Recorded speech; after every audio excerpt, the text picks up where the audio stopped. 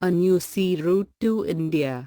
Vasco da Gama, the Portuguese sailor who left Lisbon and reached Capado near Calicut on the east coast of India in 1498. By this, he was successful in discovering a new sea route to India. This route continued to be the route of trade between India and Europe for many years. Like this, Portuguese were the first to re-establish trade between India and Europe.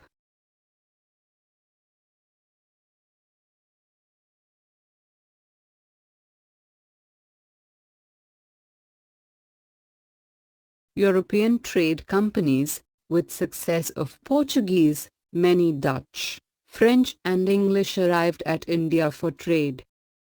This development not only changed the history of India, it also changed the history of European countries. Portuguese were the first to arrive at India for the trade and were also the last to leave India on the sea route. After Vasco da Gama, Francisco de Almeida arrived in India as the Viceroy of Portuguese. He implemented blue water policy in order to establish the supremacy over the sea instead of supremacy over lands. Alfonso de Albuquerque, who came after Almeida, is considered as the real founder of Portuguese Empire in India. Alfonso de Albuquerque, who came after Almeida, is considered as the real founder of Portuguese Empire in India.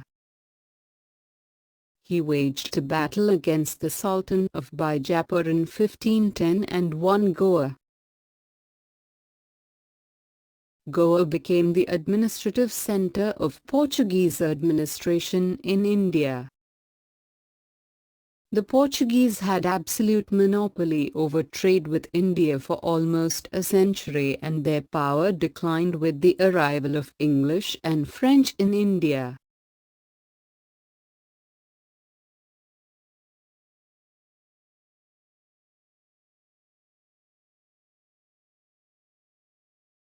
Dutch are from Holland or Netherlands. They established United East India Company in 1602 with the aim of doing business with Eastern countries and entered countries like India, Java, Sumatra, Indonesia and spices-rich islands. They established warehouses in Zorat, Broch, Cam, Cochin, Nagapattinam, Masulipatanam and Chinsa and other places in India. With this they broke the monopoly of Portuguese in India. Later, unable to face competition from English and French, Dutch limited themselves to spice-rich islands. English, in 1600, December 31st, Queen Elizabeth issued a royal charter authorizing East India Company to trade with Eastern countries for 15 years.